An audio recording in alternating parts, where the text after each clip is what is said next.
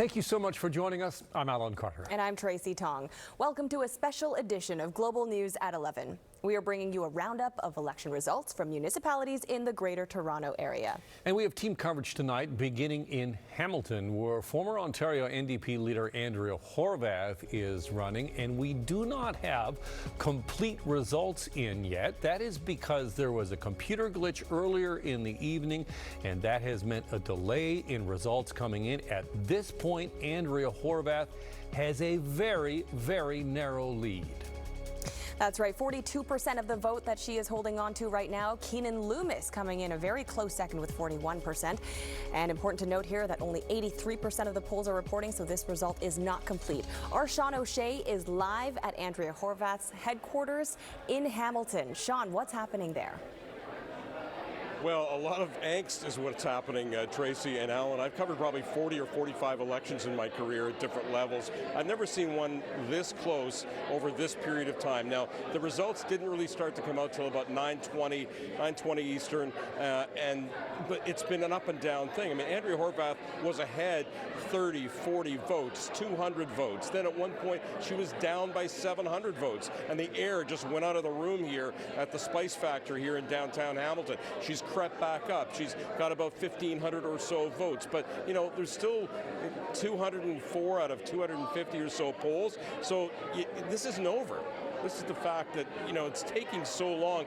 Andrea Horwath told me when we interviewed her earlier today that they don't take, you know, any vote for granted. And, you know, it sounds cliche when politicians say every vote counts, but in a really close election like this one is, it's a really close two-way race.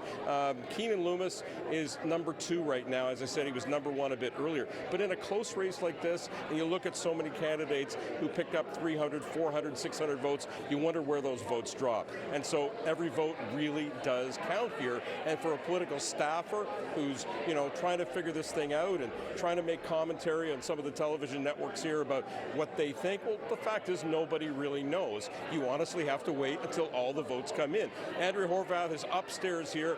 She's watching. She's refreshing the count to see where things are going. And as I say, it is just up and it's down.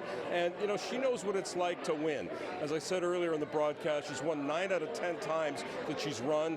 She wanted to be premier. That didn't work out, but she's always won in her riding at the municipal and at the provincial level. Will she win tonight? I said earlier, this is her birthday. It's 11 o'clock, past 11 o'clock now. Is she going to get down here for a birthday celebration to celebrate the fact that she is the first female mayor of Hamilton? We don't know. We don't know how long this is going to take, but it is like one vote at a time, just like voting one at a time is so important. We'll get back to you on this, but boy, this is a tough night if you're Andrea Horwath and you're hoping that she's going to win here in Hamilton. Send it back to you. Absolutely, and not something we can rush there. Sean, thank you so much for that. We want to take you now to the city of Vaughan, where there is another very close race happening involving another former Ontario party leader. Stephen Del Duca led the Ontario Liberals from 2020 to 2022. He is leading in the mayoral race in the city of Vaughan just by a very thin margin, 38% of the vote there. Sandra Young-Racco, seen as her main challenger, just behind at 37% of the vote, and there are 98% of the polls reporting there. Amar Khan is live at Del Duca's headquarters. Amar, what's happening where you are? Tracy, there's an incredible amount of energy here. If you just take a quick look over my shoulder, people are on their feet. They're waiting for Stephen Del Duca to arrive any moment. We've been hearing they're just waiting for the last few polls to finish reporting. There was people dancing. They've been clapping. They've just been overjoyed. I'm going to hold the mic up for a sec. You can hear that music, it's upbeat, and that's really the mood since I've gotten here, is people are enthusiastic. The Del Duca lead has grown. They feel a little bit more comfortable. We've had his aides come over and just say that, you know, things are starting to look good. He's expected to speak when he does arrive, win or lose, but the energy here for the former Liberal leader, who was obviously unsuccessful in that bid, is that there's a sense of joy in the room right now and a real belief that he will be the next mayor of Vaughan. Tracy? Thank you for that, Amar. Toronto's mayoral race ended pretty quickly, especially when you consider the last two races that we just looked at. John Tory taking back his mayoral title, winning fairly easily. This means a third term for John Tory, easily defeating Gil Penaloza, the urbanist, who is his most significant challenger in the mayoral race. Matt Bingley is with the Tory headquarters. Matt.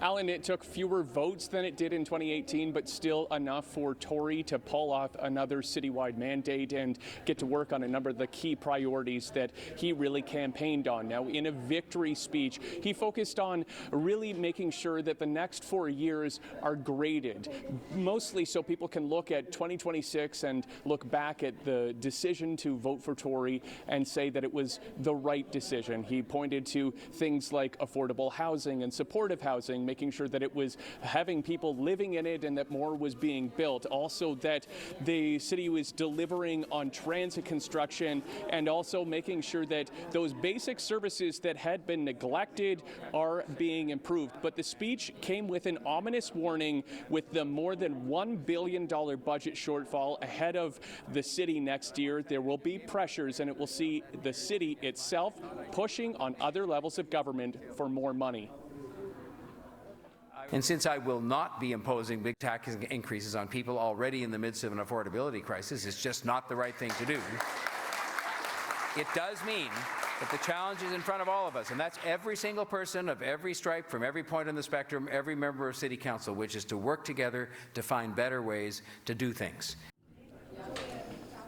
Now, among the other victories were several Tory-endorsed city councillors, but also some major defeats. Among them, and probably the biggest one, was Councillor Mark Grimes, who lost his seat after holding on to it since 2003. He lost it to Amber Morley. She, of course, narrowly lost to Grimes in 2018. Tory, of course, endorsing Grimes again in that race. He managed to pull off a win in 2018, but not this time, and it was not the only Tory-backed councillor candidate, rather, that lost out their seat. I'll send it back to you. Yeah, not a complete win for Tory. Obviously, a win in his bid for a third term, but all of his candidates won. Thanks so much. Tune into Global News Morning tomorrow. Mayor John Tory will be joining our hosts for an interview at 7:30 a.m.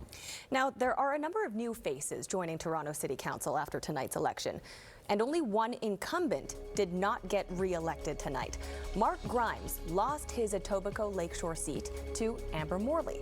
And at this hour, there are still two races too close to call. Here's a look at University Rosedale, actually, where Diane Sachs has a very small lead over Norm Di Pasquale.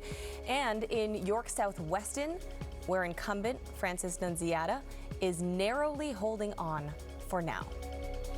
In University Rosedale, that's where we just looked at. That was the Diane Sachs one. That's the other one that we're watching very closely.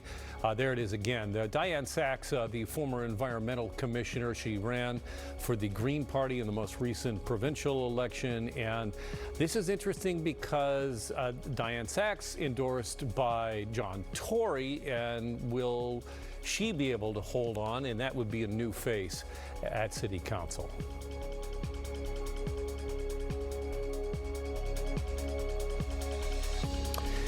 Turning to Mississauga, Bonnie Crombie has won a second term as mayor there, easily defeating all of her challengers.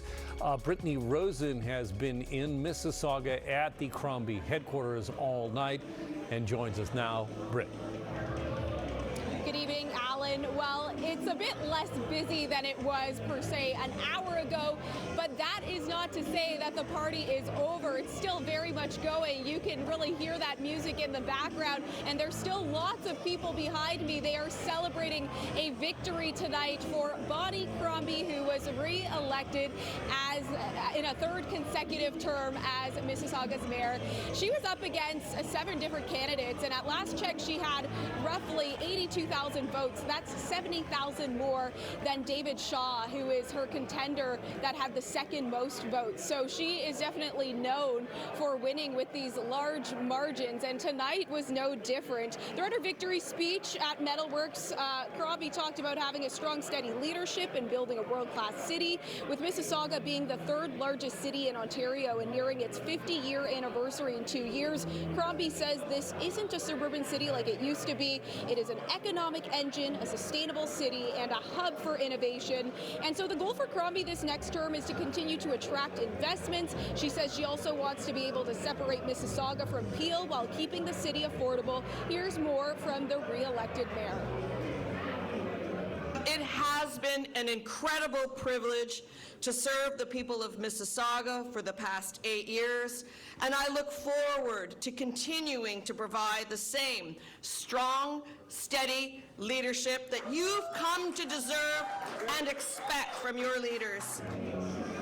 And there will also be a shakeup on Mississauga City Council with a few different boards seeing different faces, but nonetheless, it has been a happy ending for Bonnie Crombie, not only the re-elected mayor, but her supporters and her family, who are thrilled that she will continue to lead this city. I'll send it back to you, Tracy and Alan. Brittany, thank you for that. And sticking with Peel Region and another mayor re-elected in the city of Brampton tonight, Patrick Brown easily won with 60% of the vote there.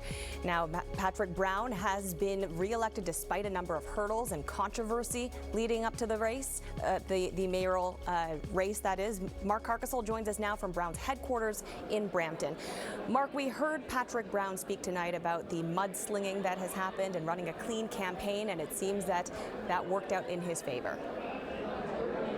It worked out very well, Tracy, and this win is no surprise. It's more of a confirmation for Patrick Brown and his supporters. And speaking of supporters, he's got a ton of them in this building. If you take a look behind me, he's still on stage taking pictures with supporters, him and his wife up there. Now they're checking their phones. That's the first breath that they've had since he was actually giving his speech and solidifying his win tonight. Now, his supporters and he knew that they would take home a win tonight. They say they didn't exactly know how commanding it would be. Home close to 60% of the vote here in Brampton, at least at last count. Despite a rough final couple years in office in his first term as mayor, that saw City Council essentially fractured 50-50 with and against him, as well as several controversies or at least cases of bad optics, one that will continue to dog him into his next term. He also had multiple former members of council joining forces to try and oust him this time around. The political maneuvering obviously, though, did not work given tonight's result. Brown was clear he wanted to run a clear campaign, focusing on what he would do for the city and not on why his opponents were bad. It looks like it paid off. I think it shows in the hearts of our residents that there's more love and decency in residents than there's those that admire that type of U.S.-style negativity. And boy, did we see a lot of it this campaign. And so I think it speaks to the maturity of our city that we reject that type of toxic politics. Now, late tonight, shortly after Patrick Brown's acceptance speech, an email did go out from the campaign of Nikki Kaur, his closest competitor in this race, reading, quote, "As of 9:20 p.m., our scrutineer at Brampton City Hall was reporting that multiple machines were locked and broken, numerous technical issues, including broken machines and locked machines." Now, Patrick Brown was asked about that in the scrum after his acceptance speech. He shrugged it off as sour grapes. We've reached out to representatives from the city of Brampton, have not got a reply at this late hour. Not sure we will tonight, but definitely something for us to keep an eye on here in Brampton tomorrow. Back to you on the desk. Absolutely. Okay, thank you for that, Mark.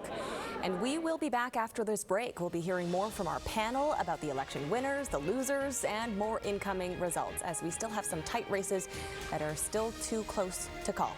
Stay with us. So much evidence, so many possibilities.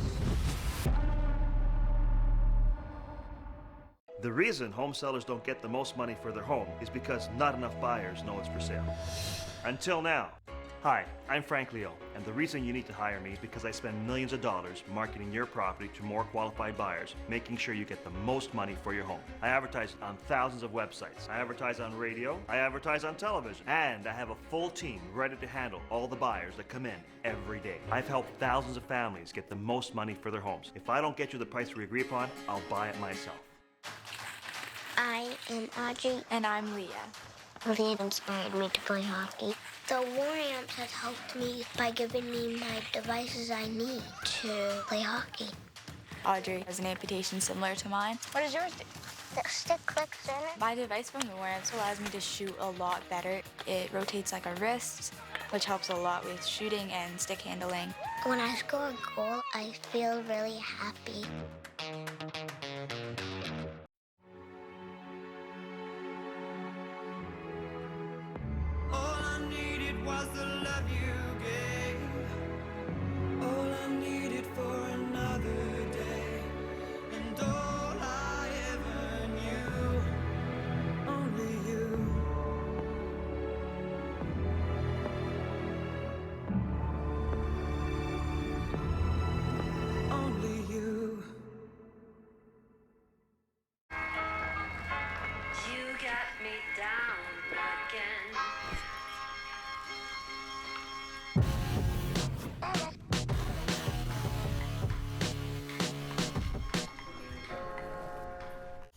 Your best chance to win $1 million with odds of 1 in 25,000 is coming soon. Introducing the new $100 Ultimate Ticket. Available October 31st for a limited time. Closed captioning of this program is brought to you in part by Lynx Air, Canada's ultra-affordable airline. Learn more and book now at flylynx.com.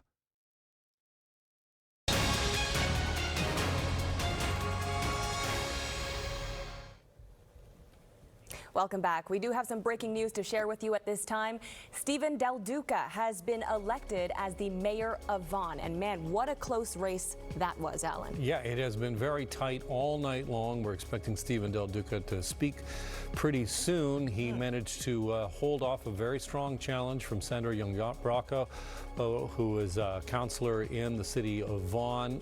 But it looks like Stephen Del Duca, after not winning his seat in the last provincial election and resigning as the leader of the Ontario Liberal Party, will be the next mayor of Vaughan. And we want to bring in our panelists now to weigh in on this. We have Ed Keenan, columnist with the Toronto Star, and Olivia Chow, former NDP MP, as well as former city councillor in the city of Toronto. Any surprise here for you, Ed? In Stephen Del Duca being elected?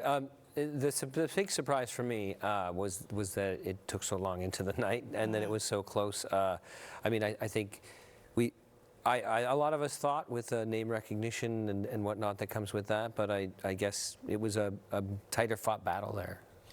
Let's talk about Mark Grimes in the city of Toronto, because in our last segment we talked about, he's somebody that John Tory had endorsed, but he goes down to defeat tonight. There were some other Tory endorsements that didn't come through. What's that say about John Tory in his ability to bring other candidates onto council?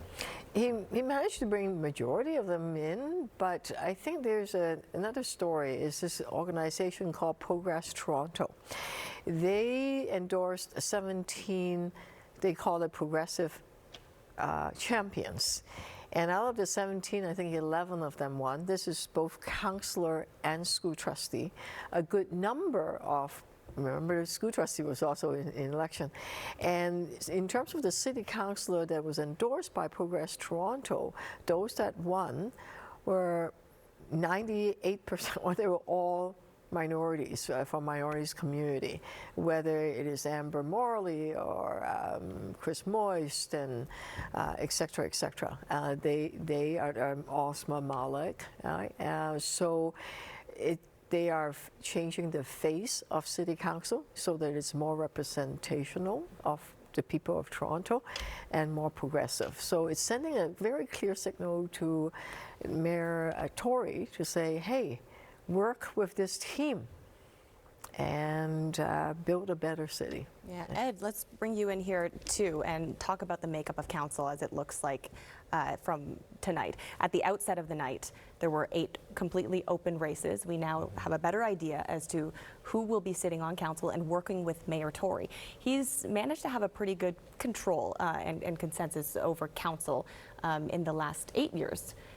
Is it going to change going forward? I mean, we'll have to see, but I think this ties into Mark Grimes losing to Amber Morley, is that in a lot of these open races, John Tory endorsed a candidate that he thought would support him, and a lot of those candidates lost. Marcus O'Brien Fair,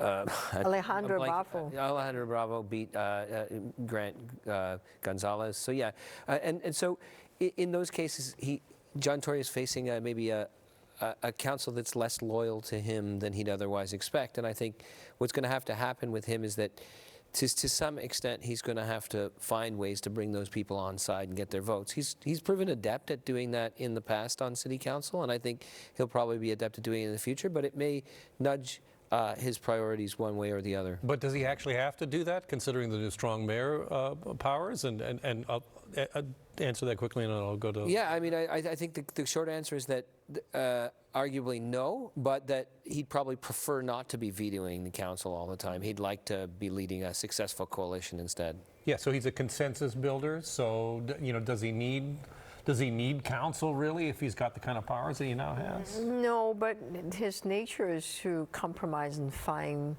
some kind of way that no one's terribly mad at him. So, look, the city is facing a lot of problems. They need to all come together and say to seniors level of government that the pandemic have left them with a big, gigantic hole, financial hole, and they have to work together and get all the citizens, whether you're conservative and progressive or whatever, to come together and say, let's work together and push for more support for the city. Let's talk about what's happening outside of the city in Hamilton tonight. Andrea Horwath, that race is still too close to call. Yeah. Was that a surprise to you? And let's take a look at the board right now in the city of Hamilton. Andrea Horwath with 42% of the vote, and Keenan Loomis just behind at 40%. I think there was a lot more confidence for Andrea Horwath coming in, and tonight that team is probably sweating right now. I would think so. In many ways, it's not just name recognition. That helps. Incumbency, absolutely help. But it's the relationship you have built with your local folks. And Andrea, being the leader of the NDP for all province, may not have had that kind of strong relationship in Hamilton. Don't know. So that could be one of the problems, whereas Patrick Brown had very strong relationship with his community, and you notice that even with all the controversy, he came in with a huge majority. Does this tell us that Hamilton's not as NDP as we might have thought, maybe, Ed? I mean, it possibly would, although often what we see is that at city councils, you get in some ways a more conservative reflection than you do federally and provincially. Toronto is a liberal NDP bastion federally and provincially, has elected conservatives in almost every election in the history of the... Ed, and not to interrupt you here, but we are getting some breaking news now. Andrea Horwath has been elected the mayor of the city of Hamilton. So Andrea Horwath winning that victory tonight. And let's take you to her party headquarters, just a live shot here. I believe the crowd there is just waiting for her to come out. Andrea Horwath has tried to be the premier 4 times. 4 times did not succeed. Tonight she has succeeded as the mayor of the city of Hamilton. She's sort of their hometown girl, right? It's seen as Steel Town, and first female mayor. I think a lot of us sort of going into this thought exactly what you're just saying, Olivia, and thought that this would be an easier path to victory for her, and it wasn't. We should also mention a celebration there tonight because it is her birthday. 60. Yeah, that's a big one. 60. It is. And she is celebrating with not only her family and friends. Oh, I see her, but we may not be able to hear her. There's a lot of... It may be a while. Yeah, there's a lot of makes her way through that crowd. Oh, she's trying to come in? Yeah, Ed, can we just talk about engagement here a little bit? I mean, we know that, you know, there was not a lot of uptake in going into this. I mean, when it all settles, what do you suspect the voter engagement's going to be? In the city of Toronto, it's going to be very low. I was seeing estimates around the 30% mark, which would be an all-time low, at least in amalgamated Toronto history. And I think it reflects what people saw as an uncompetitive race, partly. But I mean, I wonder if it reflects people believing that whatever they vote for is not going to make any big change. I don't know. That's a sad commentary, though. You know that it is. Yeah, even if there's no major fight in the mayoralty seat, at least come and support your local councillor. But is it, poor stepchild sort of, idea that, the municipal politics, like, federal is the pinnacle, and then provincial, and then, well, it's municipal. Even though it's the thing that we all rely on, we all want our garbage picked up. Yeah. But the 10 a.m. start and 8 p.m. close, it's not fair. Because a lot of people, by the time they get home, it's like 7:30 if you live far away. And then the poll close, right? 10 o'clock, everybody's at work. So opening the polls to let people vote on the way to work. Get it at 7 o'clock, right? Don't do it at 10. Who goes to work at 10? Right? And just Ed, I saw you wrote an article today actually about all of the reasons why people. Oh, that's a brilliant. Over 2 million, almost 3 million reasons to vote, one for every person in Toronto. But they edited it down. They had to. Something you might notice I can be a wordy guy. As I watch Andrea Horwath walking to the stage, I just am noting that, so of the 4 former provincial party leaders that I knew were running tonight, including John Tory and Patrick Brown, she's now all 4 of them are elected. That's right. It'll be interesting relationship between municipalities and the provincial government. Yeah, because those are all 4 Doug Ford's former opponents as well. Well, that's the other thing, and that's going to be a big part going forward, is what kind of relationship does the Premier have with all of these mayors? Obviously, the Mayor of Toronto, John Tory, and Mark Sutcliffe, who was elected in Ottawa. They immediately have now new powers that the province has granted them under the strong mayor legislation. The Premier saying that he has plans to extend it to other cities like Hamilton within a year. So within a year, Brown may have those same powers. Yeah. Well, it would be very unfair if they granted to one city and not others. But that has been done before, because the city of Toronto was amalgamated, and whereas other cities were not. And the city of Toronto got their number of votes. Packed house there. Yeah, we need to see that. Hard to Here see her. Here she goes. Yeah.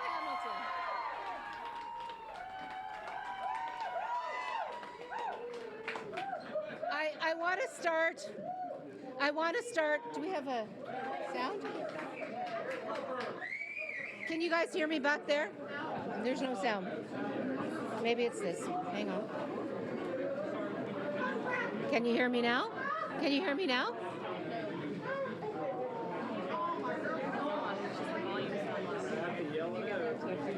Can you hear me now? No, we cannot hear. We cannot hear.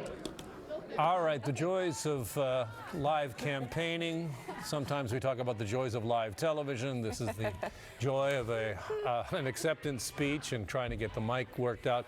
We are going to take a quick break. When we come back, we will take you back to Hamilton and more of a roundup of all the results on the municipal election tonight. Don't go anywhere.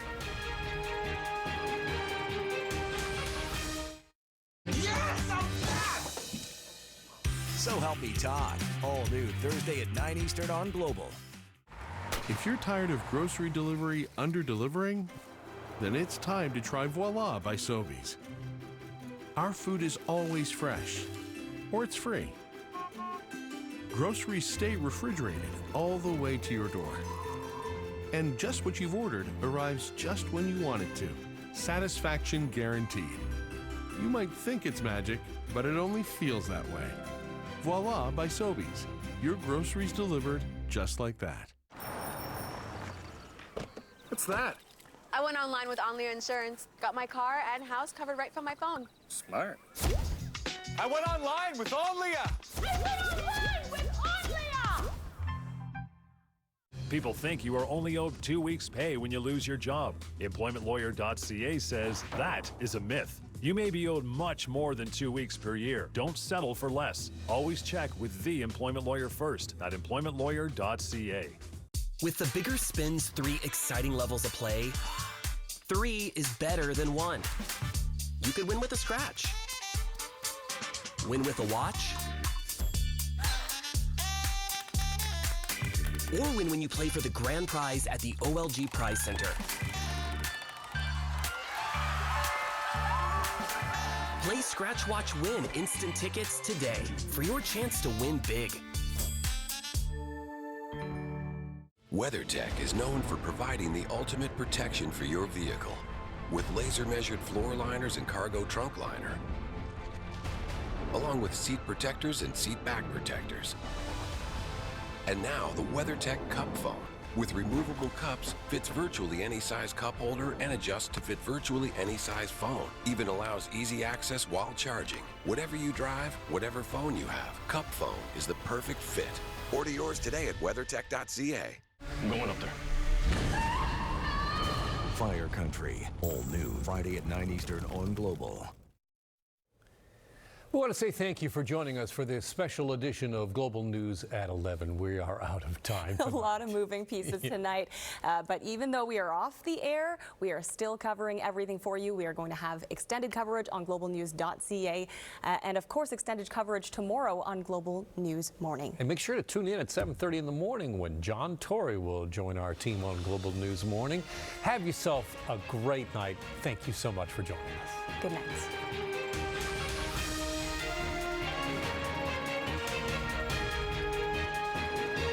With Instant Plinko's 3 exciting levels of play, 3 is better than 1.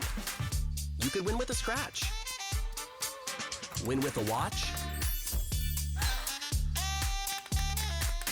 or win when you play for the grand prize at the OLG Prize Center. Play Scratch Watch Win instant tickets today for your chance to win big. We all need places to live and spaces to grow. Help people find the property of their dreams. Become a real estate professional. Explore the possibilities with a flexible program designed to help you prepare for a career in real estate. Start anytime and learn online with the Real Estate Salesperson Program, delivered by Humber College. Apply now at humber.ca/real estate.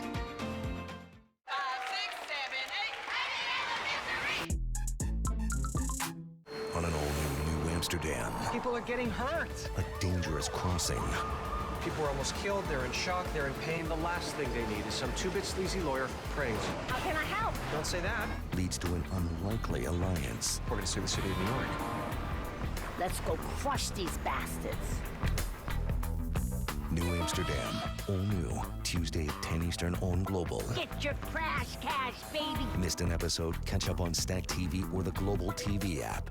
Wednesday on The Real Love Boat, the ship arrives at the Port of Rome, where couples get a sense of how strong their chemistry is. But the singles are in for a surprise. 2 new women will also be in this challenge. Do not look at my man. Will the new arrivals steer the couples off course? We moved really, really slow. I don't even think we'll kiss. I don't want to be a homewrecker. It is a scary feeling, and 2 of us could definitely be going home.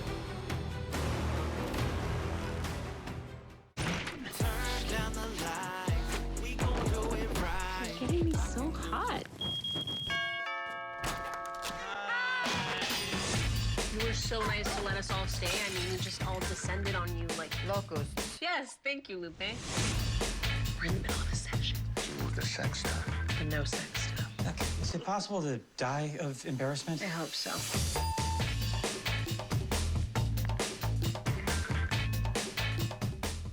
My name is Robin McCall. I'm an ex-CIA operative. By the time you're seeing this, thousands of Americans will be dead. Some men, they took my mom. Why take her instead of just taking her out? Robin! We're gonna find her. We need to have a plan of attack. I just want her to come home. The Equalizer. New episodes return Sunday, November 13th on Global. Missed an episode? Catch up on Stack TV or the Global TV app. We just caught a case. Let's get to France. What was stolen? It is not just a bomb. It's a big bomb.